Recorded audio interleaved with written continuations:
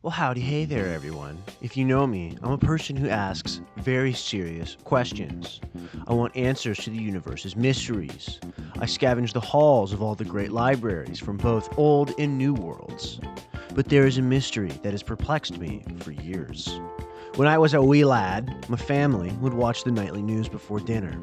It helped me understand there was a lot more to this world other than what was going on directly in my life. But as I got older, I started to notice something that confused me. And as time went on, I even went to college and somehow graduated, but the mystery still continued to grow as I saw it, and it would bother me more and more. As I perused the visual aisles of New Craigslist, otherwise known as Facebook Marketplace, I'd see what any young fellow dreamed of. A mid-sized Toyota pickup truck or SUV. But alas, they were $30,000 for a car with 200,000 miles on it from the mid-1980s with the caption, "No low balls, I know what I have. Shut the fuck up."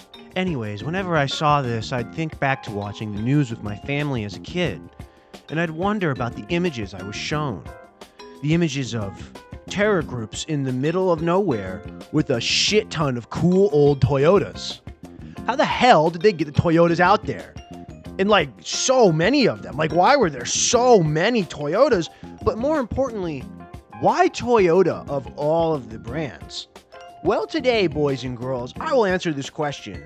More so for myself, but also for all you lovely people out there. So strap in, and I hope you enjoy our little trip through war zones and the world's most reliable mid-sized SUV or pickup truck. Toyota is a very old company, and they have long been connected to wartime efforts, whether they damn like it or not. When one thinks of Toyota, they probably think of the most reliable car brand out there. Yes, I'm a Toyota fanboy, but so are military and militant group leaders, apparently. Toyota has tried to just be a civilian car company for a damn long time. Their first military crossover was, of course, in World War II, supporting the Imperial Japanese Army against their own choices, but then shortly after again at the start of the Korean War.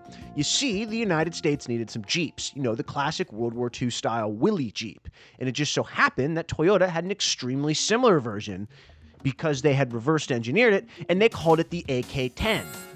Uncle Sam saw this and thought it would be a lot cheaper to get it from Toyota than from the United States. And Toyota got its second job making reliable wartime vehicles after the US ordered 5,000 of these cars from them. And this design would go on to become the Toyota Land Cruiser. The Land Cruiser became a car that, due to its roots from a wartime vehicle, was an extremely reliable option from converting from a civilian to military car for low-budget conflicts around the world. These converted civilian cars are commonly known as technicals. So now you're asking the question, Stinky Rat Boy, I came here for the Toyota Hilux. Where is the Toyota Hilux? I'm getting to that, just be patient. Anyways, the Hilux, see we're here now, would enter the scene in 1968. And in extreme brief summary, it was basically the functional capabilities of the Land Cruiser, but with a pickup truck bed, and let me tell you something, people loved it, particularly in the North African regions and the Middle East. These regions throughout the 70s and 80s, and in some cases still today, do not have very good roads or infrastructures for cars. As a fat cheeseburger-loving, low-IQ American, there's nothing I love more than taking my Ford F-350 50 miles on a 9-lane highway to go to the drive-thru of a McDonald's and then get a drive-thru car wash and then get a drive-thru foot massage while I go through the drive-thru gun store. Unfortunately, I do take this for granted because apparently, this is news to me, other countries in the world haven't paved over every square inch of their country yet to make highways. In fact, some of them have really tough and rugged terrain, or even just sand and dirt roads, particularly in North Africa and the Middle East. So when a military operation is being planned out in these regions, you need something that isn't going to get stuck in the sand or stuck in the mud. As much as a tank would be kick-ass, maybe, I don't know, something else would be better. Maybe a Toyota Hilux might be a better option. In fact, it was such an effective option that there was an entire war named after the company. I'm sure their PR team fucking loved that too. Imagine that. This war is important to our core question, as it marks the point Toyota and its Hilux really started to become synonymous with these desert insurgencies. In 1987, the countries of Chad and Libya were finishing up a war. in a grueling conflict at the Chad-Libya border. The landscape was, as prior mentioned, sandy and unpaved. Since the conflict was launched rather abruptly, and the Chadian, I'm going to go with Chadian forces, couldn't wait for mechanized supplies to come from the US and France, they opted for a much better plan. They strapped Western anti-tank weapons to the back of Toyota Hiluxes and hoped for the best. To their genuine shock, it worked extremely well. Well, they completely fucked on them. They completely fucked on the Libyans. The Libyans were using Soviet-supplied tanks that were not functioning too well in the African environment. The Hiluxes, with their anti-tank weapons mounted, ran laps around them. In fact, it was such an incredibly devastating blow that the Libyans lost an entire 1/10 of their army, with $1.5 billion in equipment destroyed and 7,500 soldiers killed. That is crazy, dude. The monstrous defeat set a standard for pretty much all inferior militant groups fighting a much stronger and well-equipped force in the desert. Militant groups would continue to use this 1980s Hilux for a few decades. There would be some contenders, like the mid-sized Ford Ranger, but nothing compared to the King.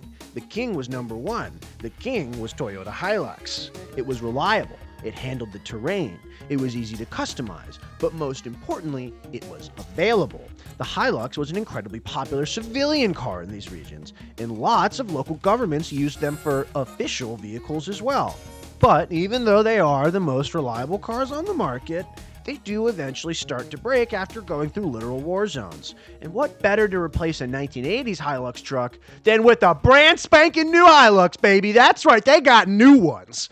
As you can imagine, Toyota is not selling directly to ISIS or Al-Qaeda, but these brand new Toyota Hiluxes are still ending up in their hands, and funnily enough, in their propaganda videos.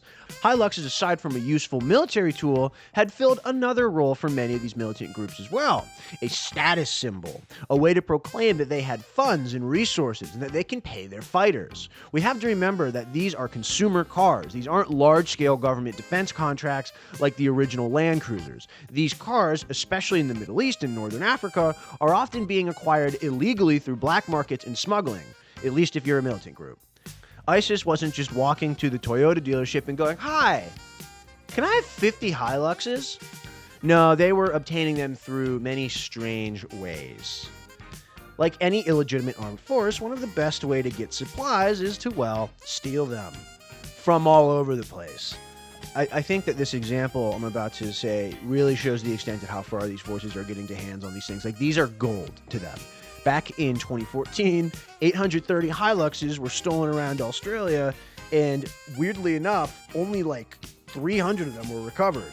They didn't recover a majority of them, and they have no idea where they went. So where do Australian authorities think they went? On a freighting boat to the Middle East to be sold for an extremely high price on the black market. They retail at around $50,000, and there's an estimate that they sell for about $80,000 on the black market. But it's not just the black market that they're getting these Hiluxes from. Governments around the world like to back rebel groups they see as useful, whether it be to fight a proxy war, to overthrow a regime they don't like. But the catch is they will often try and do it discreetly, often supplying just basic weapons and civilian vehicles. I don't know, like a Toyota Hilux? A good example of this can be in 2014, when the U.S. supplied 43 beautiful Toyota Hiluxes to Syrian rebels that they were backing at the time. Strangely enough, a year later, these trucks were gone. And oh hey, the new gang on the block, ISIS, was putting out a propaganda video featuring, 40-some Toyota Hilux trucks. I wonder where they got those from, guys. So there's the answer to our question.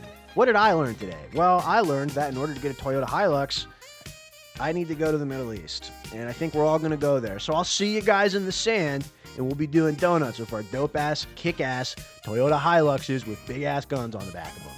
Bye-bye!